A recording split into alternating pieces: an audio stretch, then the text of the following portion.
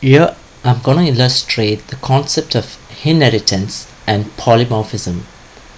More specifically, I'm going to illustrate the concept of inheritance through the use of abstract classes. To illustrate this, let us consider the sound of the cries of humans, dogs, and rooster. We all know that all these animals have their unique sounds of cry. For example, a human cry may sound like wah wah, wah wah, whereas a dog's cry may sound like woof woof, and a rooster's cry may sound like co co co. From this example, we observe that humans, roosters, and dogs all cry, but the way they cry is different from one another. If we model this in Java, we may specify a class for each object of a rooster, a human, and a dog. This is shown here. So we have a class dog, a class rooster, a class human, and each one of them has got a method cry. Observe that the definition of the method has the sound of the cries of the dog, the rooster, and the human. Now, if we want to invoke the cry methods, we may write a tester class as is shown here, and then create an object of each of those animals. Thus, we may individually invoke the cry methods on each type of objects. This is cumbersome to do when we have lots of objects of nearly the same type except for a few minor differences. Hence, a better way is to use the principle of inheritance and polymorphism, which is explained next. On observing the three classes, we notice that the cry method is common. So we have a cry method here, a cry method here, and a cry method in humans. So it is common to the three classes, hence it may be placed in a superclass. Let's call this superclass animal. Your first impression of an animal class may be as follows.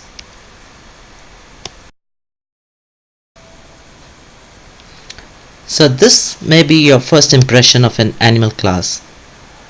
However, this will not help since we want to only sound the cry of animals depending on the individual type and not the sound of the cries of all types of animals.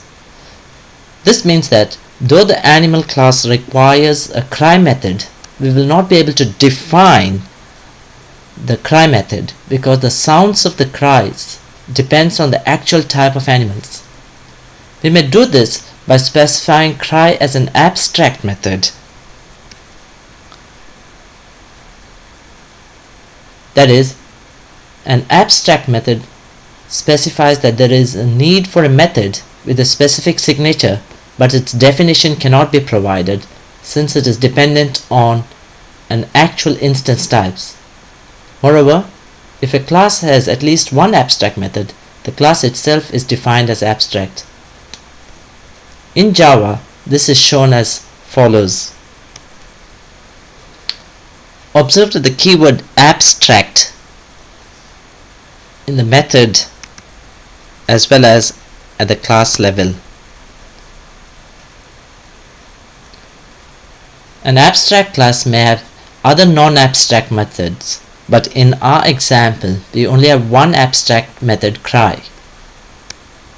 Further, an abstract class, furthermore, since an abstract class has at least one method which is not defined, now remember this is not defined, an abstract class cannot be instantiated. That is, we cannot create an object of abstract class.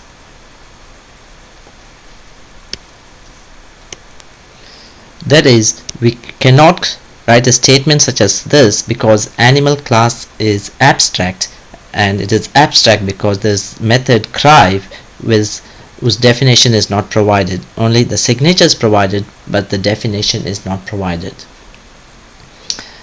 So carrying on, once the abstract class is defined, we may now define each of the other classes as follows. So we may have class human, but this time we use the keyword extends to identify that it is a type of animal. Similarly, we have the dog class, which uses the keyword extend, and the class rooster, which uses the keyword extends. So observe that the use of the extends keyword to signify inheritance in Java, that is, the extends keyword is same as the is a relationship in UML. Also observe that each of the inherited classes, namely human, dog and rooster, should have the complete definition of the cry method. That is, if there is no definition of the cry method provided, each of these classes will in turn be abstract.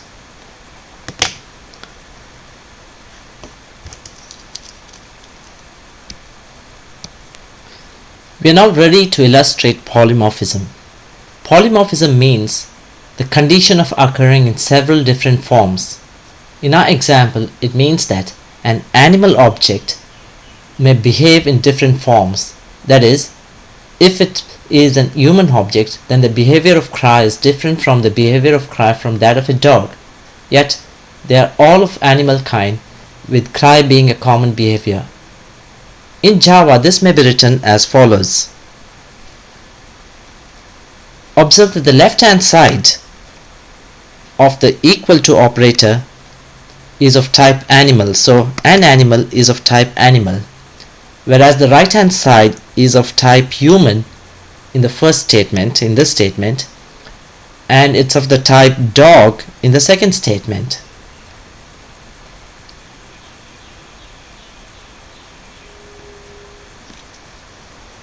This is permissible because at compile time, the compiler knows that human is a type of animal due to the extends keyword in the class definition of human. By a similar token, a dog is a type of animal too. And at runtime, the Java virtual machine observes that an animal actually refers to an object of human. Hence, it will invoke the default constructor of the human class when the new human statement is invoked. Similarly, we can also observe that another animal references the object of the dog class. So it invokes the constructor of the dog class when the new dog statement is invoked. This is an example of polymorphism. That is, at runtime, it invokes the behavior of the appropriate object. The utility of polymorphism will be apparent in the following code.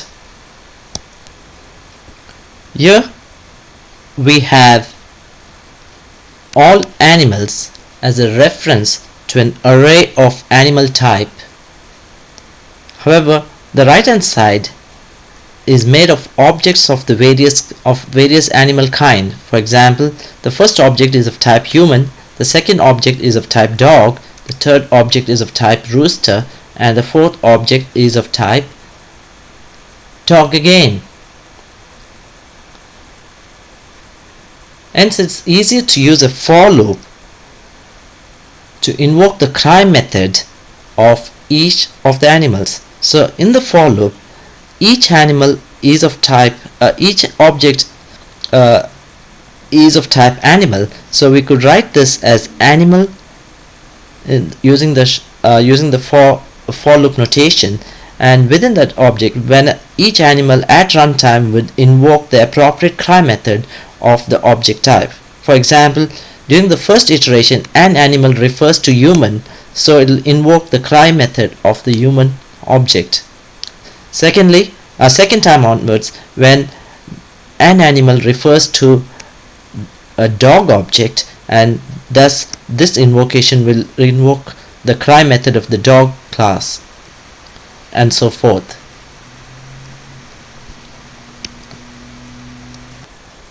The complete code with inheritance is now shown here. So we have an abstract class.